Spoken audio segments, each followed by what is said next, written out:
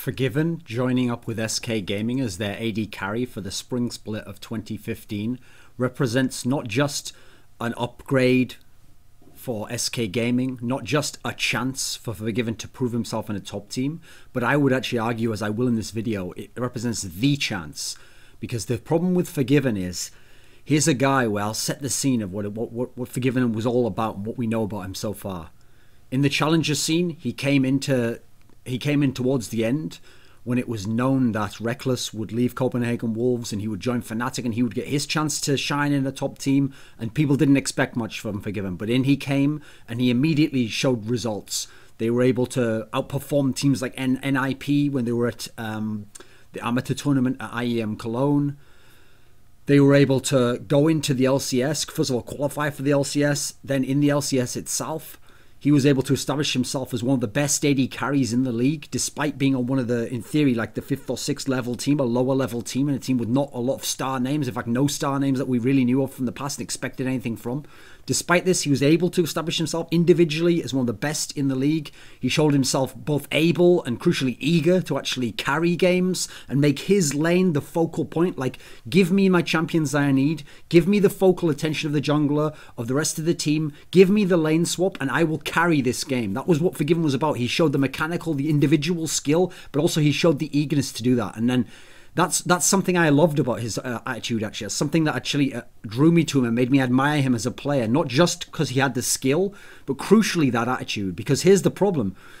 He did this all in an era when so much of this new talent is all hiding behind that potential thing of like, oh, some games I do it, some games, I just wasn't there, and I didn't feel confident, and I haven't played many playoff games, so I was a bit nervous, and people are all hiding behind that tag of like the guy with the potential, and if he can live up to his potential, and if this, that, and the other, and oh, he was nervous because it was his first time, and oh, you can't expect him to carry, he's just a young guy, and why would he, you know, like players, an obvious example is rekkles, where the skill's there, the performance is sometimes there, there's even a level of consistency there, but there's, for some reason, they're shying away from carrying. They're shying away from saying, listen, I'm the man, doing what I said there, saying I'm the man in this team, give me what I need and I will carry the game. A lot of them shied away from that. A lot of the players in this era, Mr. Alice, rekkles, all these guys who in theory were supposed to, at the AD carry position, be these superstars, one of those components wasn't quite there. With FORG1VEN, it was all there. His problem was he didn't have the team.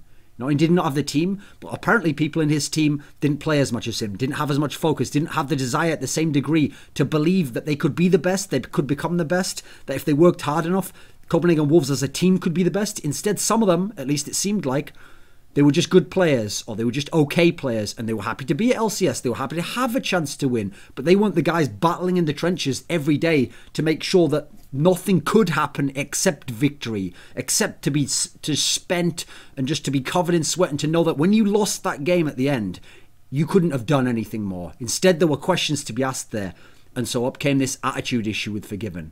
Apparently he was too toxic, he was too demanding, he was hard to get along with, he had, well, people remember the famous tweet where he essentially suggested that he was winning his lane every time but they were losing the game, and he was clearly frustrated with this. Something about it wasn't there. There could be excuses. It could be like, oh, this guy doesn't practice enough, my team doesn't fully have the drive to be the best like I want to be, maybe I need another player here. That's what this video is all about. There are no more excuses this time, FORG1VEN. And I'm saying that as I'm talking to him here because I actually know FORG1VEN. That's why I feel quite happy to just speak to him in that particular manner. But this is obviously going to be a video generally about him, but in that tone. As he joins SK Gaming, let's think about who SK Gaming are. They finished 3rd last split in Europe. They finished 2nd the split before that when they were in the spring split. They finished top of the spring split before. They've been one of the best teams in 2014. In the summer split, they could have made the final. They were very close to beating Alliance, even though they lost 3-1. They gave Alliance, who'd been dominating everyone else, a real run and really put them in danger, really forced them to bring out an extra gear and for FORG1VEN to carry extra hard in certain games. So they're already a premier team. They go to Worlds, okay, they have the problem with Svenskeren where he's banned for half the games and then they don't qualify, but they managed to get a win off TSM still. They have a decent performance. We see maybe what could have been possible, even though we'll never truly get to know with the real lineup. But their problem was they didn't necessarily have all the star players. They had some good players. They had a couple of players who were emerging as stars. Svenskeren was a very good jungler right up there. Freddy was a solid top laner, nearing star level. And that's what we're going to get into now. They did have some players that could be considered stars now. And that's something now FORG1VEN's going to have in his team. So he's got either the best or the second best top laner in Europe, depending on where you think Soaz can be at next and where you thought he was last split, ignoring Worlds. Freddy is definitely top 2. He's established himself there. Now he's going to be a teammate of FORG1VEN's. He's got this solid top laner, very strong, a number of meta champions. He's got that guy on his team to help. He's got the best or the second best jungler, almost by consensus in Europe, Svenskeren, a guy with incredible mechanics, a willingness to 1v1 the enemy, a willing to set up particular ganks. Here's the thing. If you're FORG1VEN, one of the reasons why he was successful in Copenhagen Wolves is you had amazing, and he knew that it was about getting FORG1VEN ahead. This was the carry. Well, now you've got another guy who loves to set up the gank for the bot lane. You see him go to the bot lane all the time in SK. Crucially, N-Rated was very good at helping set it up. I would always think of when N-Rated would do the lantern and the tri-brush to bring Svenskeren in through the lane, and they would do those lane ganks more than just diving out from a bush, and they were so effective. It seemed like it worked so well, and that was with, in theory, a weaker bot lane with not as high-level mechanical AD carry as FORG1VEN is. So this is all setting up in terms of style to be great for FORG1VEN here.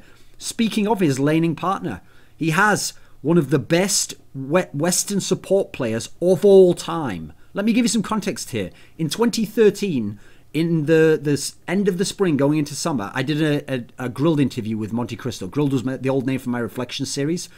In this interview, I asked Monte Cristo for his all-time team to battle the Asians. And interestingly, because maybe at the time, Edward at the time was over in Kherson, he was having some issues there. Actually, what's interesting, Monty picked N-Rated as his support for that. Now listen, N-Rated's maybe been surpassed by people like Yellowstar in terms of mechanics or in terms of just individual play, but his strategical impact and his impact in terms of meshing with his AD carry, think of it, he's played with Candy Panda multiple times. He's played with Yellowstar when Yellowstar was an AD carry. He played with Reckless and got that guy up to speed really quickly at the IPL era towards the end of 2012. This is a guy who knows how to mesh with people and get the best out of his AD carries, I think. Now he's going to play with FORG1VEN. Now FORG1VEN doesn't have to, even though FORG1VEN thinks Unlimited were awesome in Copenhagen Wolves, I don't think he's a top support. And so now he's going to be paired with a top support, a guy who's got the pedigree, who's got the performance under pressure, who's got the experience level and who has a strategical understanding of what to do with his players and how to put his team in a good position, which leads into a bigger aspect. Okay, it wasn't just N-Rated doing shot calling, but he was a part of why they were a great shot calling team. SK were the best shot calling team in Europe. Fnatic was streaky and it just seemed to go here and there depending on whether they listened to Yellowstar, whether he had the confidence to make the calls. Alliance really was kind of one-dimensional and it could fade in pressure situations and they could struggle with hesitation issues and paralysis by analysis and not knowing when to attack. SK was the best strategical and shot calling team in Europe. This is what FORG1VEN's now joining into. Now here's the thing. He loved the lane swaps before, getting the best lane, ensuring that his lane, no matter what champions were picked, he could have a chance to win it and dominate.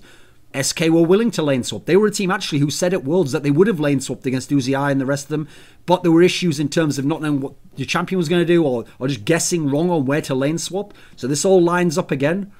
Here's another factor. FORG1VEN was already one of the best in the spring split. Well, now who are his peers? Reckless is no longer with Yellowstar, who's the best support player at the moment in the West, I'd say. Reckless is no longer with him. Reckless is moving up to Nif, who's a good player, a solid player. I'd say top 2 or 3 support, but he's not quite as good as Yellowstar. So actually, in theory, Reckless is getting a bit of a downgrade at his bot lane. Maybe it'll work better in terms of style because they're both more passive players. Tabs is no longer in Alliance. Tabs isn't playing with Nif anymore. We don't know where Tabs is going to be now. Maybe he won't even be in LCS. Tabs was also a top 2 or 3 support. AD carry. Now he's in theory going to be weakened to some degree. This is the time for FORG1VEN to not only be the best AD carry, if he can be, if that's really in his skill set to do, and if he is given all the resources, that's what he can do. Crucially, now it's potentially time to have the best bot lane in all of Europe, maybe the best bot lane in the West. Time to prove what you're capable of. Now, in terms of the other stars or other names in his teams, we think of the traditional carry roles outside of AD carry, and it's top lane and mid lane. Now, Freddy, his top laner, even though he's a star in terms of he's carrying from that position, he's not carrying like a star, like dominating lane and just winning 10-0 and then getting all the kills in the team fight. He's dominating from that supportive top lane style that you have to play at the moment. So this also opens the game where there's going to be a consistency and a big performance from the top laner, but it's still going to allow FORG1VEN in theory to be the star of the team and to dominate. Now, what DeFox, the mid laner, well, he's just called Fox now. People don't know what to expect from him. This is his first season in LCS.